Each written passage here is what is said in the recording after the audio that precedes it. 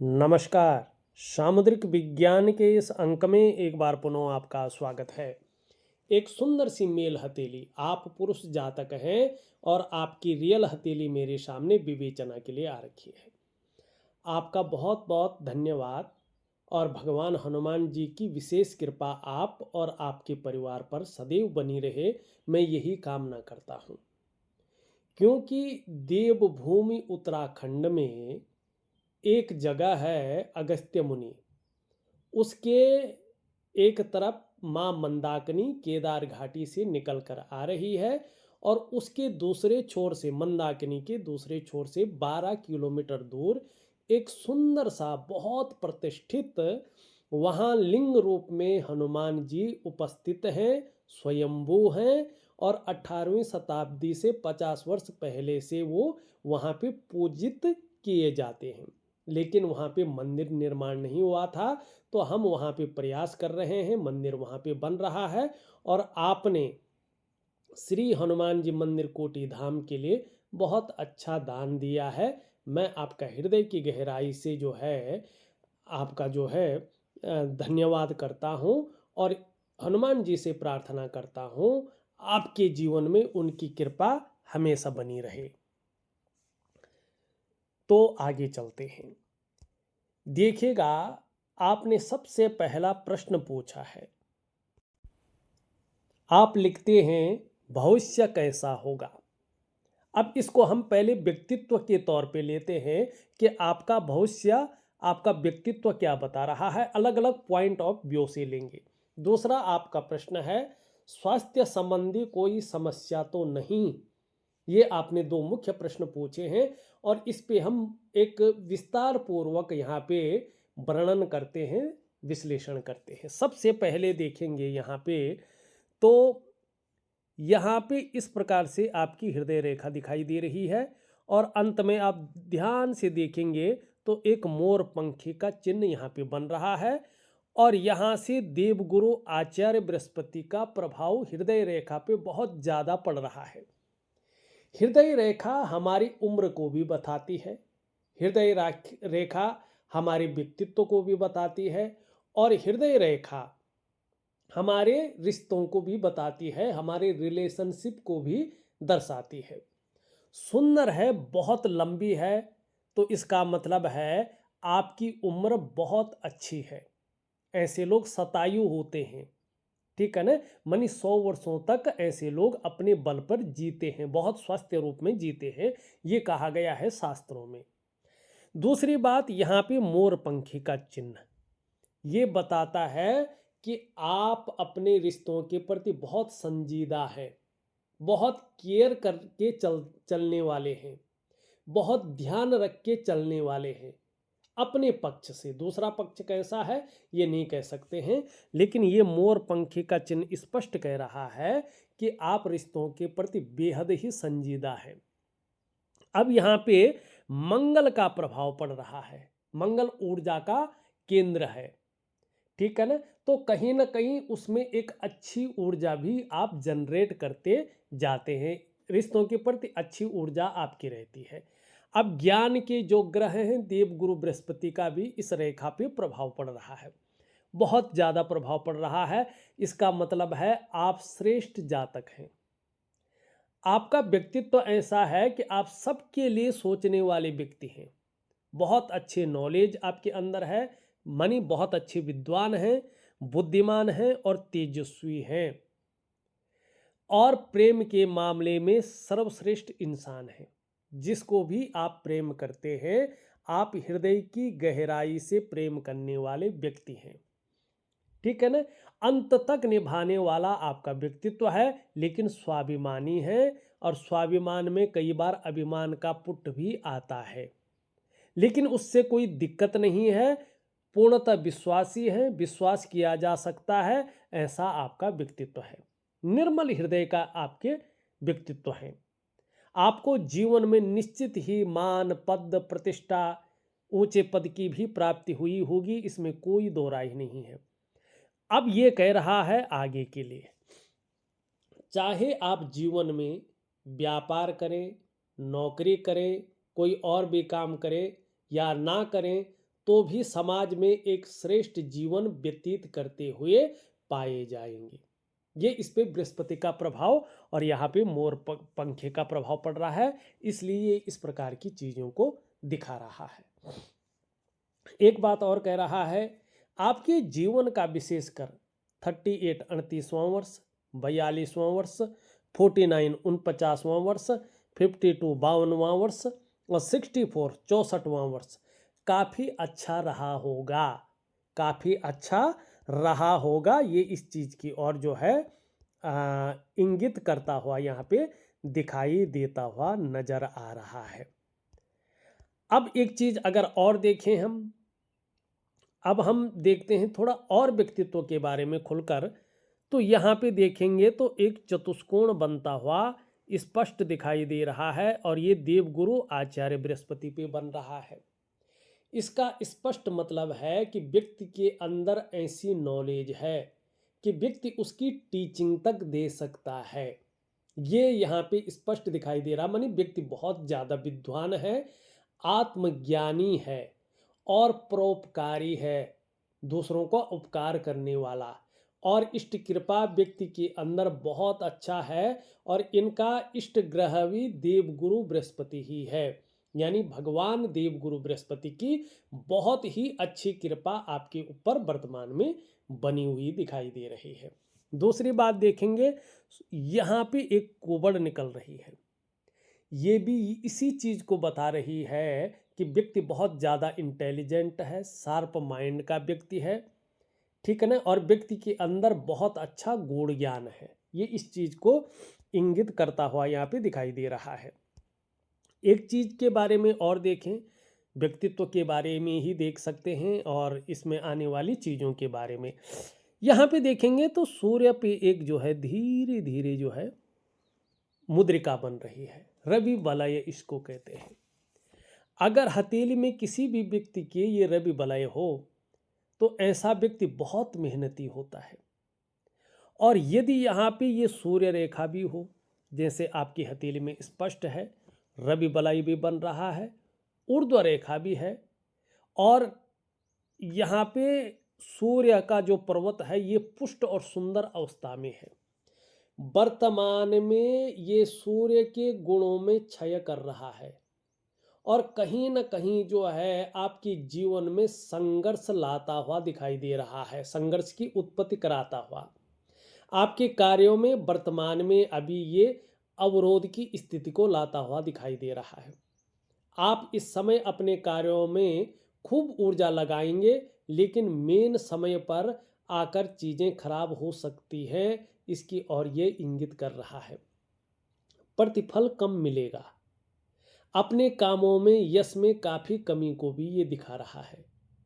सूर्य पर्वत पर ये है और सूर्य पर्वत शुभ है, धन तो आएगा, लेकिन ऐसे में व्यक्ति का भाग्योदय भी लेट होता है। लेकिन यहाँ पे तो भाग्योदय पहले ही हो चुका है, लेकिन अभी सूर्य के गुणों में ये क्षय कर रहा है।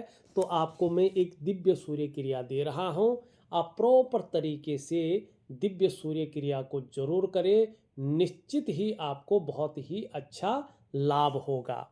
नहीं तो ये कहीं ना कहीं आपकी चीज़ों में जो है अड़चने पैदा करेगा। दूसरी बात, इस उंगली में भी ये एक्स्ट्रा पौरवा दिखाई दे रहा है और इस उंगली में भी ये एक्स्ट्रा पौरवे दिखाई दे रहे हैं। तो यहाँ पे ये भाग्य स्थान है, कार्यों में अड़चने देता है। अगर इस प्रकार का हो तो कार्यों में व्यक्ति की अड़चने आती है, काम धाम में उतार चढ़ाव को ये दिखाता है, ठीक है ना। और कई बार जो है ये भी इस प्रकार से फूलने बैठ जाए तो बेवजह की चिंताओं को दिखाता है, या कोई ना कोई ऐसी वजहें बना लेता है जो थोड़ा तनाव की ओर व्यक्ति को ले जाता है, ठीक है ना। कार्य काम धामों में अड़चने आ जाती हैं, सुबह उठने में थोड़ा आलस्य देता है, लेकिन गंभीर किस्म का व्यक्तित्व भी ये देता है। तो इन चीज़ों को निपटने के लिए आपको मैं एक छोटा सा उपाय दूंगा, जरूर करें। उपाय ऐसे दूंगा आप कर भी सके सारे उपाय। ये यहाँ पे व्यक्ति पूजा पाठ तो करता रहता है, लेकिन इष्ट कृपा थोड़ा कम मिलती है। जो व्यक्ति के अंदर क्वालिटी होती है, योग्यता होती है, उसको इम्प्लीमेंट करने के लिए प्लेटफॉर्म को हटाना की कोशिश करता है। ये परिवार को लेके थोड़ा सा जो है उनका चरम सुख का जो भोग है, दाम्पत्य जीवन के चरम सुख का जो भोग है, उसके बीच में हल्की परिस्थितियों को ये ला करके खड़ा करता है। तो मैं दिव्य सूर्य क्रिया इन सब चीज़ों के लिए दे रहा हूँ। इसी से ये सारी समस्याएं ठीक हो जाएंगी, इसमें कोई दो राय नहीं है।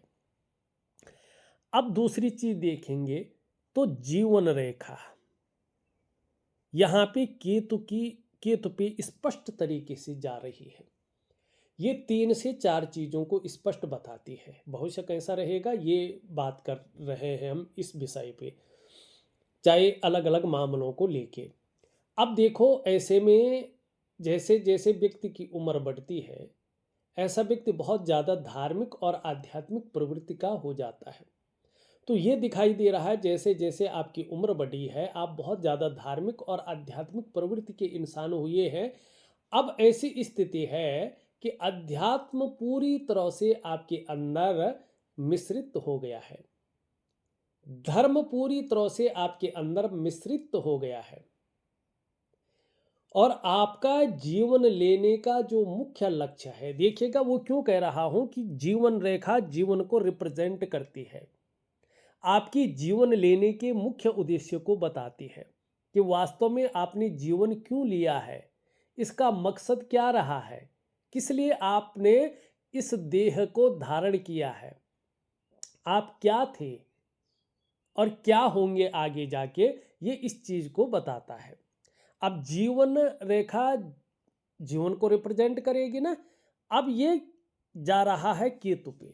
देखिएगा, केतु रिसर्च का मालिक है, शोध का मालिक है, अनुसंधान का मालिक है, आपके कलेक्टिव कर्माज को देखता है, प्रारब्ध का मालिक है, आपके पूर्व जन्म में जो कर्म किए हैं उनका लेखा जोखा इसी के पास होता है। और इस जन्म में आपको मोक्ष मिलेगा या नहीं मिलेगा ये इसी के ऊपर डिपेंड करता है। मोक्ष कोई भी ग्रह नहीं दे सकता है, न तो देवताओं का गुरु भगवान बृहस्पति आपको मोक्ष नहीं दे सकते हैं, दैत्य गुरु शुक्राचार्य भी आपको मोक्ष नहीं दे सकता है। सब कुछ दे देगा लेकिन मोक्ष नहीं देगा। भाग्य स्थान शनि न्याय का देवता भी आपको मोक्ष नहीं दे सकता है। सूर्य जो ऊर्जा का कारक है वो भी आपको मोक्ष नहीं देता है। बुध जो वाणी का कारक है वो भी आपको मोक्ष नहीं देता है। चंद्रमा जो 70% हमारे जीवन को बदलने की ताकत रखता है, मन का कारक है, माँ का कारक है, धर्म का कारक है, यात्राओं का कारक है, वो भी आपको मोक्ष नहीं दे पाता है। मंगल देवताओं का सेनापति, प्रॉपर्टी का मालिक जो बनाता है आपको, वो भी आपको मोक्ष नहीं देता है। राहु कलयुग का राजा, टेक्नोलॉजी का मालिक, ठीक है ना, रातों रात अरबपति करोड़पति बनाने वाला ग्रह, ये भी आपको मोक्ष नहीं दे सकता है। केवल और केवल केतु ही ऐसा है जो व्यक्ति को मोक्ष देता है, मुक्ति प्रदान करता है। ऐसे में व्यक्ति मुक्त हो जाता है, और जिसके बहुत अच्छे कर्म किए हों प्रारब्ध में, उसी की जीवन रेखा केतु पे आकर मिलती है, यानी इस जन्म में आपका मोक्ष है, आप मुक्ति की ओर जा रहे हैं। और आपके जन्म लेने का मुख्य उद्देश्य भी मुक्ति की प्राप्ति करनी है। 2-3 चीजें घटित होती हैं। जैसे जैसे ये व्यक्ति की उम्र बढ़ती है, ऐसा व्यक्ति बहुत धार्मिक और आध्यात्मिक हो जाता है। जन्म स्थान से दूर ऐसे लोगों की उन्नति होती है, जन्म स्थान में ये लोग उन्नति नहीं कर पाते हैं, साधारण व्यक्ति बन के रह जाते हैं।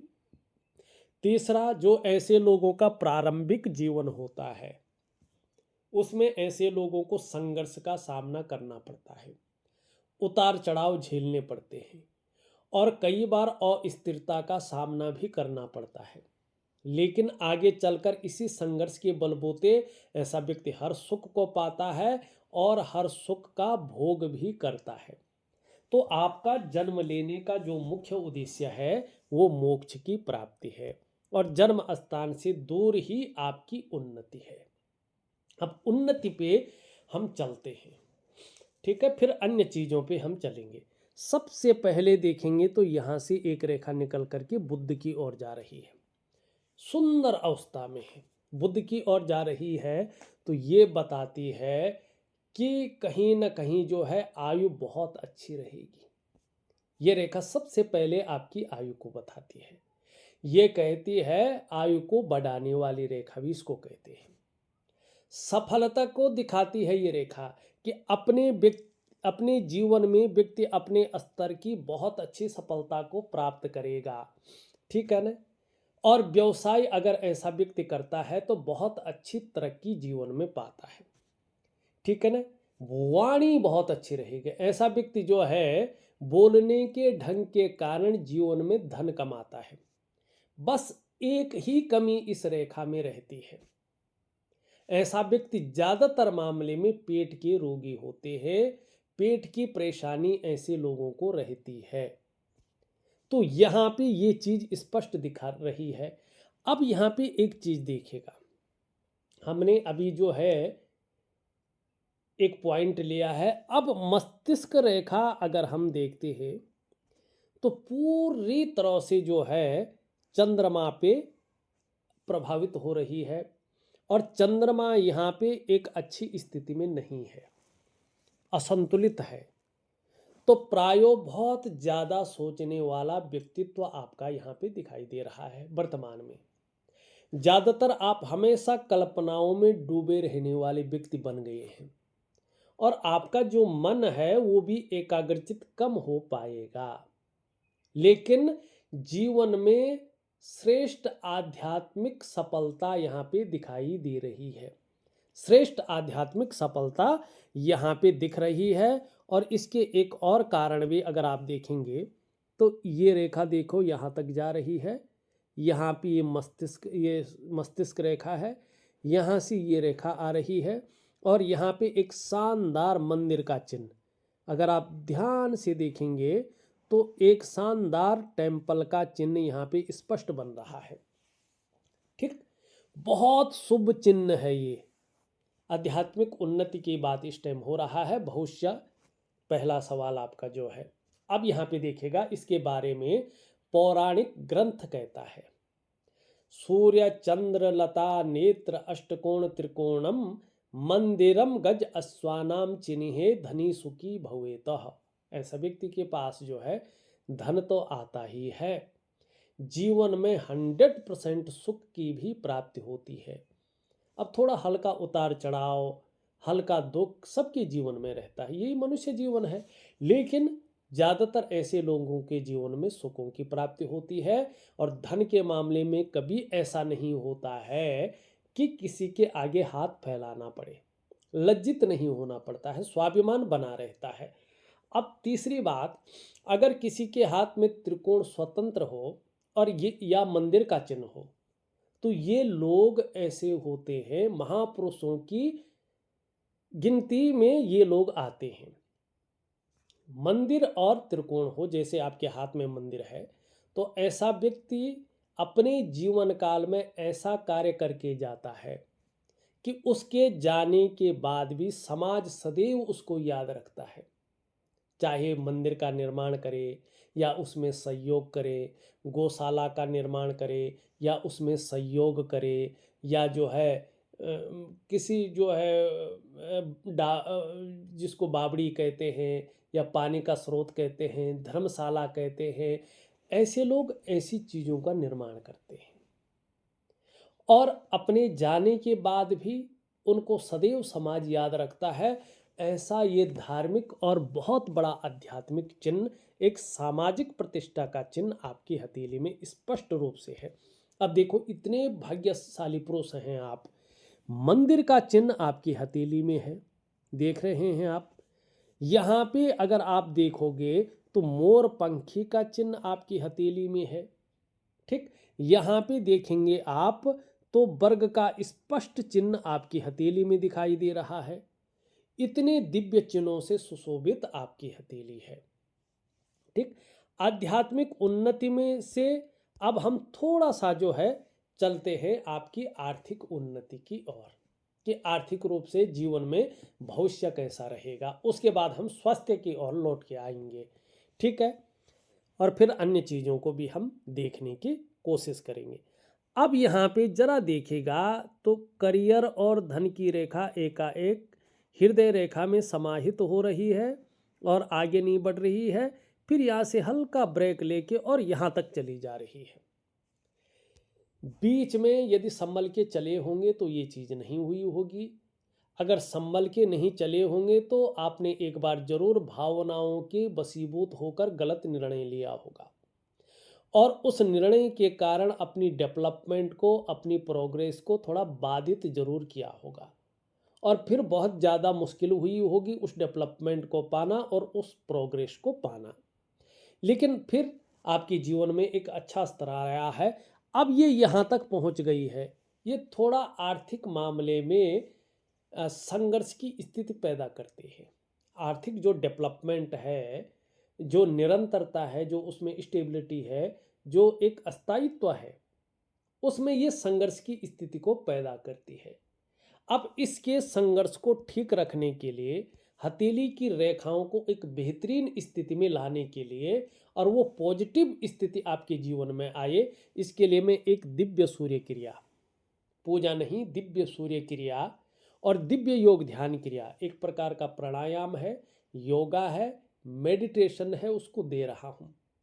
आप इन चीज़ों को प्रॉपर तरीके से यदि करते हैं तो निश्चित तौर पे बहुत बड़ा लाभ आपको होगा और जीवन में एक अलग प्रकार की उमंग, उत्साह का संवर्धन होगा और जीवन में आंतरिक खुशियों को बल मिलेगा। ठीक है ना, जिससे मन प्रसन्न रहेगा और जीवन में खुशनुमा माहौल बना रहेगा। आर्थिक उन्नति की दूसरे छोर पे अगर हम देखें तो यहाँ पे जो है दो रेखाएं हैं, ये स्पष्ट और सुंदर। ऐसे व्यक्ति को अपने जीवन काल में अपने मकान का सुख मिलता ही मिलता है। मकान ऐसे लोगों का जीवन में जरूर बनता है, प्रॉपर्टी का सुख मिलता ही मिलता है। ठीक है ना, घर का सुख मिलता ही मिलता है। और जो लोग राजनीति में हैं, अगर ये सुंदर है, पुष्ट है, अच्छा है, तो राजनीति में इसका बहुत बड़ा फायदा ऐसे लोगों को होता है। तो यहाँ पे ये हनुमान जी की विशेष कृपा दिखाई दे रही है। अब हम स्वास्थ्य पे चलते हैं। ठीक है ना, काम धाम का थोड़ा सा बाद में आ जाएंगे, हथेली का अलग विश्लेषण में, लेकिन फिलहाल स्वास्थ्य पे चलते हैं कि आपका स्वास्थ्य आगे चलकर कैसा रहने वाला है और किन चीज़ों का आपको ध्यान रखना है। यहाँ पे ध्यान से देखिएगा तो सबसे बड़ी चीज है चंद्रमा। यहाँ पे चंद्रमा पूरी तरह से संतुलित अवस्था में नहीं दिखाई दे रहा है और कम से कम 10 से 12 महीने तक आपको इसका विशेष ध्यान रख के चलना होगा। इसका एक छोटा सा उपाय दूंगा मैं, उसको जरूर करना है आपने। ठीक है ना, दिव्य सूर्य क्रिया, दिव्य योग ध्यान क्रिया तो करना है, लेकिन एक दिन का एक उपाय होगा, वो आपको करना है, वो मैं दे दूंगा प्रॉपर तरीके से। अब ये 10 से 12 महीने तक क्या संभावनाएं स्वास्थ्य से संबंधित दिखा रहा है? ये कह रहा है कि इसके कारण, इसके असंतुलित होने के कारण मन थोड़ा गड़बड़ रहेगा। मानसिक परेशानी से ये हल्के फुल्के तौर पे आपको ग्रसित कर सकता है और बहुत ज़्यादा भावुकता दे सकता है या इमोशनली थोड़ा परेशान आपको कर सकता है। कभी कभी इसकी वजह से मन अच्छा नहीं रहेगा, मन व्याकुल हो सकता है, मन भटक सकता है। ठीक है ना, या मन उच्चाट रह सकता है, काम कहीं कर रहे हैं, मन कहीं और गया हुआ है। और ये भी बता रहा है कि आपको अपने डाइजेस्टिव सिस्टम का ध्यान रख के चलना होगा। पेट की दिक्कतें आ सकती हैं, ऐसे में माँ का सुख नहीं मिलता है। कैश और बरगद में थोड़ी कमी आती है, जो तरलता है, कैश, लिक्विड कैश। ठीक है ना, और नींद आने में भी ये थोड़ा सा जो है दिक्कतें देने की कोशिश करता है। शरीर का हार्मोनल सिस्टम को उसको थोड़ा वीक कर लेता है। तो इसके लिए मैं जो है स्वास्थ्य के प्रति विशेष सावधानी रखने के लिए इसके लिए कुछ चीज़ें आपको बता रहा हूँ, जरूर करें तो आगे इसका कुप्रभाव नहीं पड़ेगा, ये संतुलित हो जाएगा। दूसरी बात ये, इसके अच्छे फायदे मैंने आपको बताए, लेकिन स्वास्थ्य से संबंधित चीज़ों में देखें तो जैसे घुटने का दर्द है, कमर की प्रॉब्लम है, साठिका की प्रॉब्लम जिसको कहते हैं, या पीठ का दर्द है, इसकी संभावनाओं को दिखा रहा है। तो ये चीज़ें ना हो तो योगा है, प्राणायाम है, मेडिटेशन है, इन चीज़ों को जरूर करें तो आपको बहुत अच्छा लाभ होगा। आपको योगा इत्यादि करनी बहुत जरूरी है, नहीं तो ये बेवजह की चिंताएं और हल्का संघर्ष आपके जीवन में दोबारा लाने का प्रयास कर सकता है। तो ये चीज़ें ना आए तो इसका आपको ध्यान रखना पड़ेगा। ठीक है ना। सूर्य की विलक्षण रेखा भी बहुत सुंदर है। आपका जन्म क्यों हुआ है, आप किस लिए आए हैं, आपको आत्म साक्षात्कार के लिए कहीं जाना नहीं पड़ेगा। आप स्वयं इन चीज़ों को जान जाएंगे। ये इस प्रकार की चीज़ों को यहाँ पे बता रही है। तो हमने आपका व्यक्तित्व, आपकी आर्थिक स्थिति के बारे में, भविष्य के लिए आपके स्वास्थ्य के बारे में और इन सभी चीज़ों को लेके एक प्रॉपर तरीके से वर्णन कर लिया है। अब हम थोड़ा सा अन्य चीज़ों को भी देखते हैं। यहाँ पे हमने जीवन रेखा देखी, मस्तिष्क रेखा देखी, भाग्य रेखा देखी, जो है इसकी रेखाएं देखी, और बुद्धि की रेखा देखा, हृदय रेखा देखा, सारी रेखाएं हमने देख ली है। शुक्र के पर्वत पे चलते हैं। शुक्र में देखेंगे तो वर्टिकल रेखाएं स्पष्ट दिखाई दे रही हैं। कार्य के प्रति जुझारूपन बना हुआ है। जिस कार्य को हाथ में ले लेते हैं, जब तक पूरा नहीं होता तब तक छोड़ते नहीं हैं। हाँ, थोड़ा सा ये रेखाओं का जाल बना हुआ है। तो यहाँ पे कभी कभी बहुत ज़्यादा सोचते हैं जिससे चिंताएं हो जाती हैं। बहुत ज़्यादा मेहनत और परिश्रम कर रहे हैं, बहुत ज़्यादा प्रयास कर रहे हैं, लेकिन उसमें थोड़ा अभाव की स्थिति वर्तमान में दिखाई दे रही है। सब कुछ होती हुई भी जो सुख की अनुभूति है उसमें हल्की कमी ये देता हुआ दिखाई दे रहा है। और चंद्रमा के साथ मिलकर थोड़ा मन के अंदर एक प्रकार का तनाव, एक प्रकार का असंतोष, एक प्रकार की चिंता को जन्म दे रहा है। तो सुखों की प्राप्ति हो, इसके लिए आपको प्राणायाम जरूर करना है। योगा और मेडिटेशन जो दे रहा हूँ उसको बहुत ज़रूरी है करना। और इस उंगली में एक धातु पहनने को दूंगा, उसको प्रॉपर तरीके से जनरेट करके अपनी मनपसंद जगह से लेकर के जरूर पहने, आपको बहुत अच्छा लाभ होगा। निम्न मंगल बहुत अच्छा है, ऊपरी मंगल भी बहुत अच्छा है। पराक्रम बहुत अच्छा रहेगा, एनर्जेटिक स्वभाव बहुत अच्छा रहेगा, जो भी आपसे मिलेगा वो कंफर्टेबल फील करेगा। यहाँ पे देखेंगे तो देवगुरु बृहस्पति सुंदर अवस्था में है। बृहस्पति के बहुत अच्छे गुण आपके अंदर आ रहे हैं। धार्मिकता, आध्यात्मिकता, परोपकार की भावना सब कुछ बहुत अच्छी है। नॉलेज भी बहुत अच्छा रहेगा। शनि भी आपका ठीक है, लेकिन बेवजह की चिंताएं ये देता हुआ यहाँ पे दिखाई दे रहा है। तो इसको ठीक रखने के लिए योगा, प्राणायाम और मेडिटेशन जरूर करें। सूर्य के बारे में मैंने विस्तार से बता लिया है। बुध आपका बहुत अच्छा है, इसका लाभ आपको होगा। चंद्रमा की हमने बात कर ली है। यहाँ पे पहली रेखा थोड़ा इसको ठीक करें तो स्वास्थ्य, आरोग्य और तंदुरुस्ती का मामला बहुत अच्छा रहेगा। यहाँ पे ये रेखा भी बहुत अच्छी है और ये रेखा भी अच्छी स्थिति में आ रही है। धन और संपदा भी बहुत अच्छी। ये थोड़ा सा जो है दो रेखाएं आधी अधूरी और विकृत है, तो कोई ना कोई चिंताएं बनी रहेंगी, इस और जो है इशारा कर रही है। तो इसके लिए मैं उपाय दे रहा हूँ, जरूर करिएगा। हाँ, आपको अपने स्वास्थ्य का, अपने धन का और अपने सुखों का भोग करने का सुख जरूर मिलेगा, इसमें कोई दो राय नहीं है। और जीवन में मुक्ति की ओर आप जा रहे हैं, मोक्ष की ओर आप अपने जीवन को ले जा रहे हैं और एक महापुरुषों की श्रेणी में आप आते हैं, ये आपकी हथेली कह रही है। बहुत ज़्यादा मेहनती हैं और धार्मिक भावनाएं बहुत अच्छी बनी हुई हैं। मेहनत करने में कहीं कोई जो है कायरता नहीं दिखाई दे रही है। यश पाने की इच्छा, नेम फेम पाने की इच्छा और अपने कार्यों में विस्तार और फैलाव पाने की इच्छा भी दिखाई दे रही है। यहाँ पे देखेंगे तो धन और यश की भूख है। पैसा और सम्मान जीवन के लिए बहुत जरूरी हो गया है और जीवन का मुख्य लक्ष्य भी यही दिखाई देता हुआ नजर आ रहा है। वाणी और बुद्धि बहुत अच्छी है। उत्कृष्टता आपकी जीवन में है और सफलता जीवन में अपने स्तर की मिलनी ही मिलनी है। और अपने बलबूते पे कुछ करने वाला व्यक्तित्व दिखाई दे रहा है। एक सुखद जीवन जीने की चाह बनी हुई है और सुखद जीवन जीने के लिए प्रयत्नशील व्यक्तित्व भी दिख रहा है। तो इस अंक में बस इतना ही। एक नए अंक के साथ पुनः उपस्थित होऊंगा। तब तक के लिए नमस्कार।